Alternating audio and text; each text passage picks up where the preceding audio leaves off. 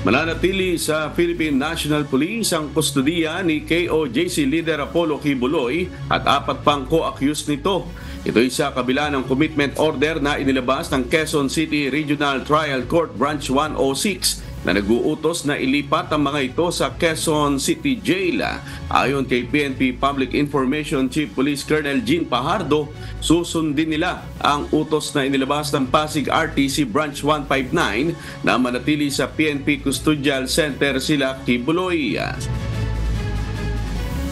Today po ay nakatakda pong mag-submit po ng report at sagutin po itong court order po na ito ng CADG being who has